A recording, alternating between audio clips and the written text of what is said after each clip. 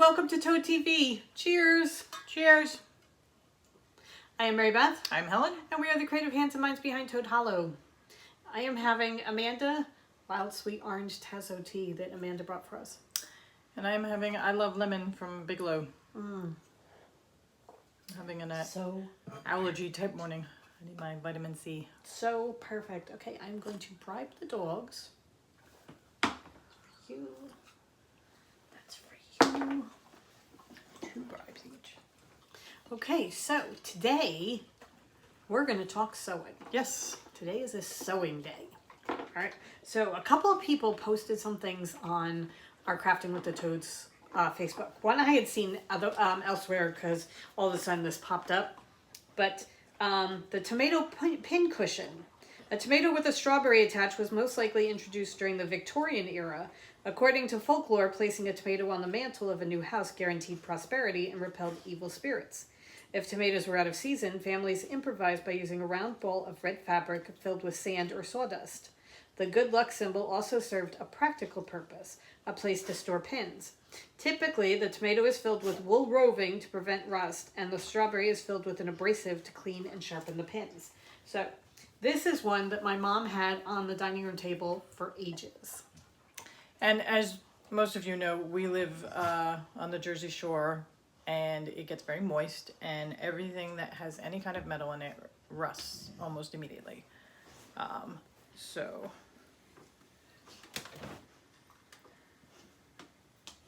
I'm not sure you can tell, but the top of these pins are so rusted. But then you pull it out, you can't even see. Trust me. But you pull it out, and it's like a brand new pin. Okay, so what I wanted to do was push it all the way down. Oh, and see? And see if it cleans it. Okay. Now pull it out and push it down a couple of times and see if it cleans the rust off. I don't think it's going to do it immediately. No. Well, it's going in easier, Yeah. it seems. So we'll leave it in there for a little bit. yeah.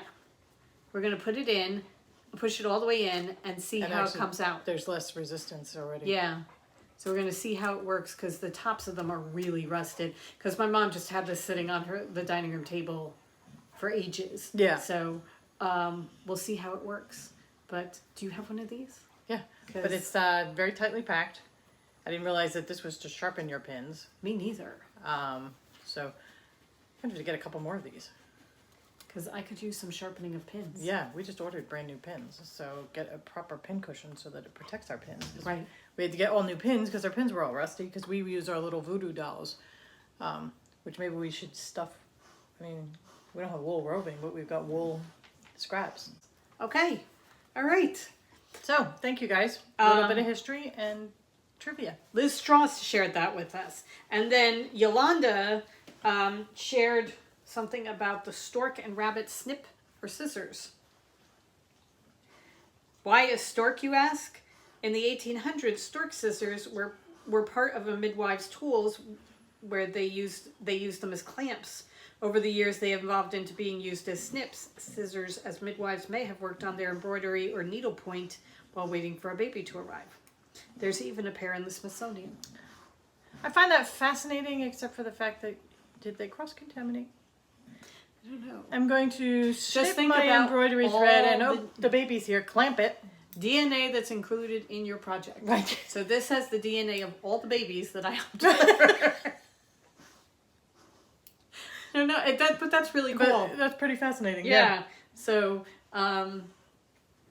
very cool. Thank you guys for sharing that with us because that's always interesting to see. All right. Let's see. So we got some sewing done this weekend. Yes. All right. Shall we show our flowers? Sure. All right. I finished my flower, my first flower. This is our English paper piecing that we're working on. So that's my first one.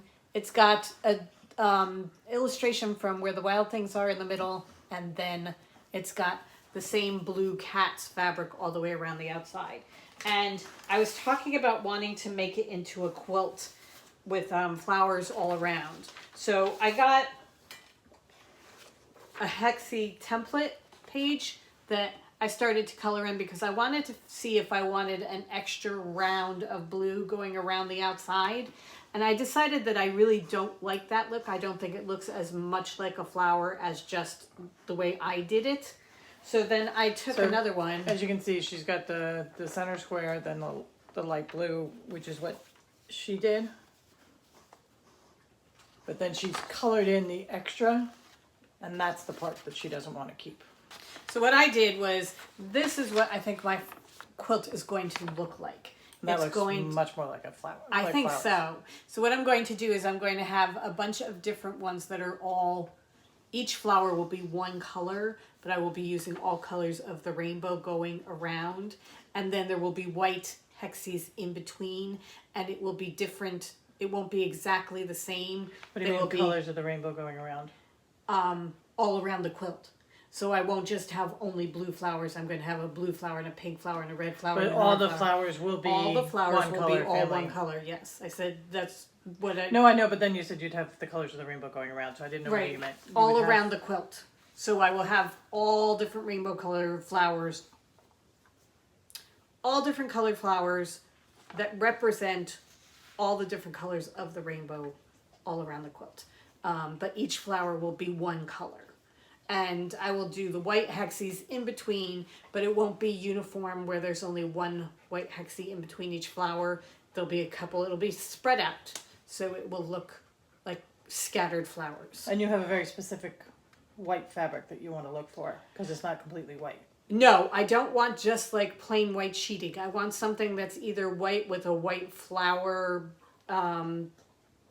on it, Right. so that it gives it like a little bit of depth, or it could have a very, very light green or yellow or both, Like a vine. sprig type of thing. Not even so much a vine, because a vine's got too much in there. Okay. I want it to be mostly white, but I want there to be something that's going to give it a little bit of depth, so it doesn't just look like you don't want flat muslin. white. No, Yeah. right. I want something. Okay. So I figure we're going to be placing it water for interfacing and stuff like that. I'll get a bolt. I'll find something and find a bolt of fabric and just get that and have that. So that's the plan with the hexes for me, and I really like it. So I finished mine as well. And I haven't completely decided what I'm doing with mine yet. I have an idea that's percolating. I just have to see if it's going to work. But somebody asked last week when we said that we had fallen down this rabbit hole whether we leave the papers in the back. And evidently there's two schools of thought on this. Yeah, because we watch Kate and she does. Right, she leaves hers in. Kate from the Last Homely House leaves her backing in. But what we're doing is, as you completely surround a piece of fabric, take the paper out, because then it becomes more malleable as you're starting to work with bigger pieces, so that it's not like this stiff thing. So, and they pop right out. Oh yeah. I was with really the glue surprised. basting, you just pull back your seam allowance and just pop it right out. So that's this, and I have an idea in my head. I just have to work it out. So one of the things that we got last week, Helen ordered this, is Because we don't fall down half, no. we go in whole hog. This is quilting on the go for English paper piecing. And this has some really, really pretty patterns in it and This one ideas. is just gorgeous, but Well, on the back, this one, I love that. okay. So maybe it's like this one with the red. But they're all sizes of projects in here too. Oh, here you can see.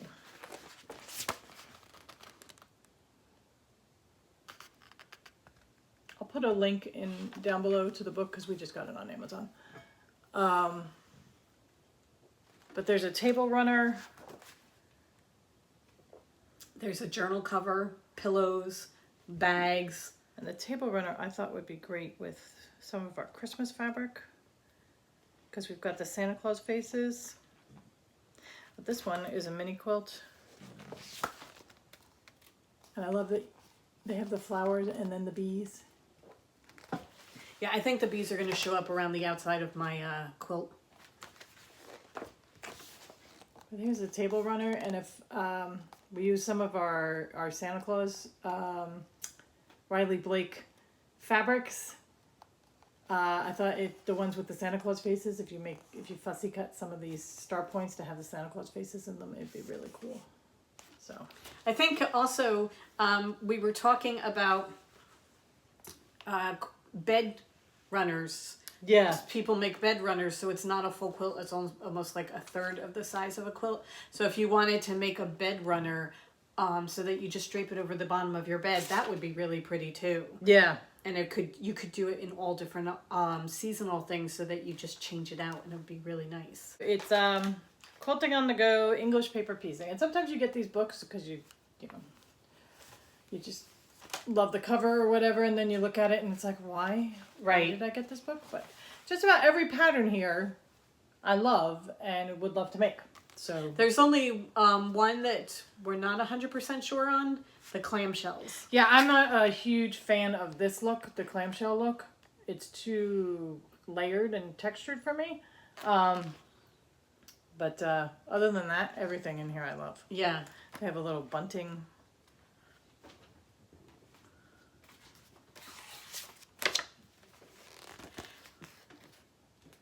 It's a little too pinky with the checks in the picture for me, but you could make something really fun. I mean, if you use like Halloween fabric. Yeah. I mean, all of them, you look at them and you think, okay, so now putting like this fabric in. Right. And you have to be able to do that. But yeah, no, there's some good stuff in there. Yeah. Pick up the lace. So All right. I will link the book. Okay, so I got another row done on my quilt. So I'm up to 3 whole rows. Woo-hoo. However, It's a 3 whole marathon, rows, not a sprint. right? It's gonna take a while. I am using Lori Holt Prim fabric and one of her Autumn Love jelly rolls that we had. So this is how it's looking so far. I have 3 whole rows. I have 4 more to do. I'm doing 7 by 7. I have no idea what's showing up on the camera. Well, I'm pretty sure it's fabric. So that's the way it looks so far. And the Lori Holt Prim is such a great line Yes. because it's It fills in it everywhere. works for everything. It can be stand on its own. It can be accent fabric. Yeah. So I will also link below the link to our shop for the collection. We do not have the Autumn Love jelly roll, but the Prim the colors are similar enough that it fills in. It's just you're not going to get the words, right? Because we don't have that, or this kind of flower. We don't have that. But otherwise, it's very, very similar, and it's definitely similar in color. Your colors are so pretty, and you It's have to so get it done beautiful. quickly because fall. Well, I figure it's just going to go. I love it. It's my kind of coloring. Yeah. It's going to go all year round. Yeah. You know, so that's how far I'm coming. I figure if So how many more rows are you doing? 4 more. I'm gonna Okay. have 7 altogether. So I figure if I could get a row done a weekend, I could get it done relatively quickly. When you did the row fairly quickly. Yes. I mean, it's not like we spent a ton of time. No. So that if I don't have anything else going, I might be able to get 2 or 3 rows done in a weekend. And then I was actually thinking if I could get 4 and 5 done this weekend, 6 and 7 done next weekend, and then layer and start to quilt the Okay. 3rd weekend. Yeah. And by November I should have it. Yeah. We shall see. We have to order the flannel for the middle, Right. but we'll just place an order with Joann's. Yeah. There you go. Look at that. Planning as we go. All right, what's your other project? So I wanted to do something that I could finish. Sit down, start it, and finish it. Because I didn't have a full thing in my mind as far as like starting a quilt or anything like that. And I have a quilt that I have to finish, but I also didn't feel like doing that. So I made a pillow.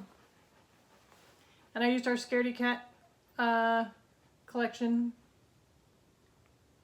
I had seen something kind of similar to it on Pinterest, and I just kind of put it into my thing. And I just love it so much. It's a 12 by 16 pillow form in the back. And just a envelope. I love the back fabric.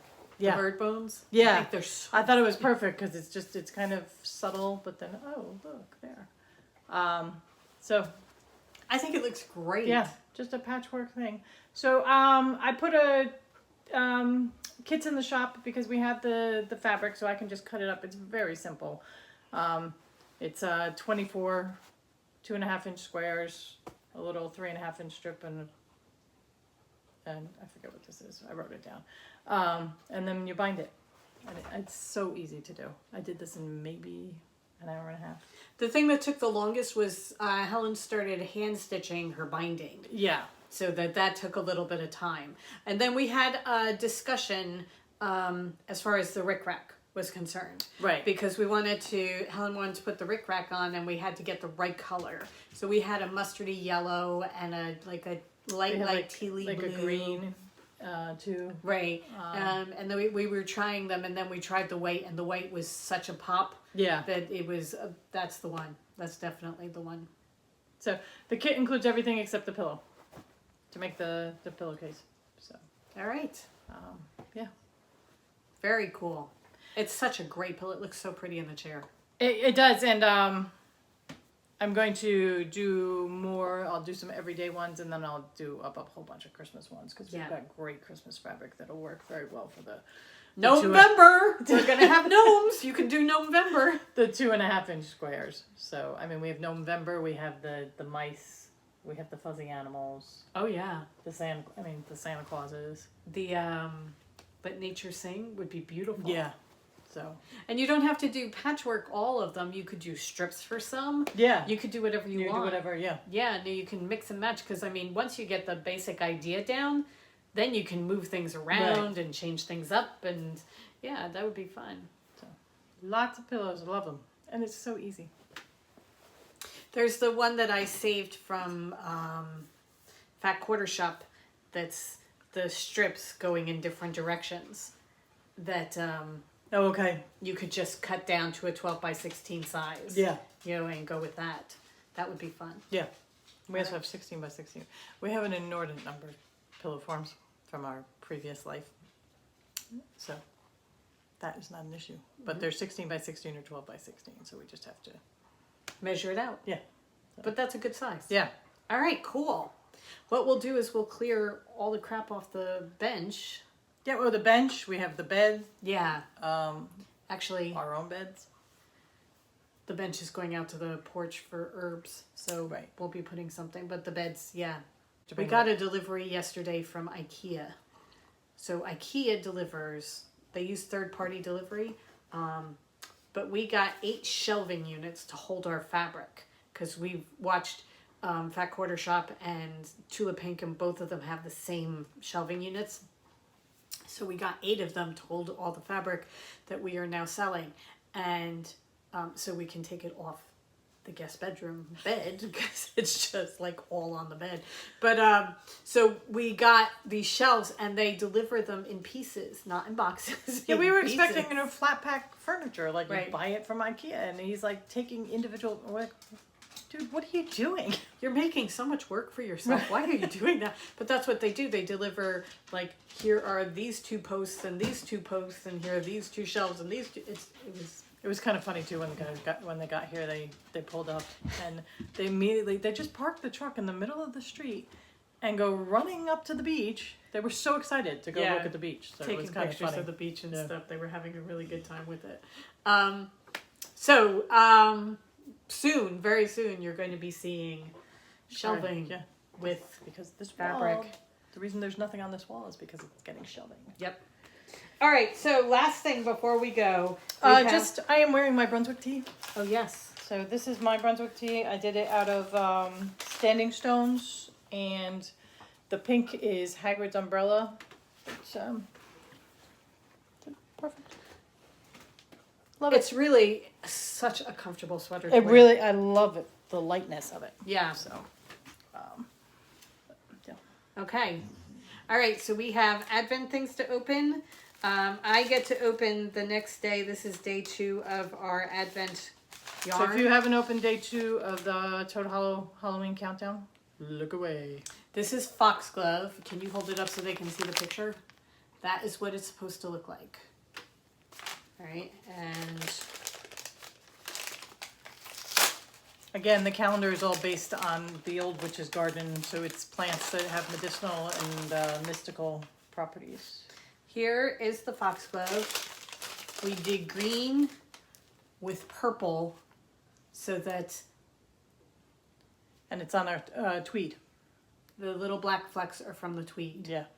So it's green overlaid with purples so that it's got a deep dark look. And the tweed is a gray base. It's not the natural base or the white base that we're used to. So there are little bits of gray in there too from the base of the yarn. Foxglove.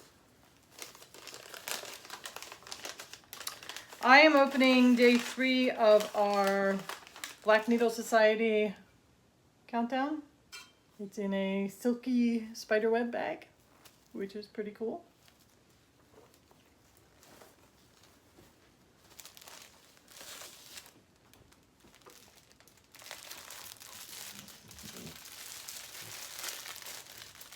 I think it's a pillow cover.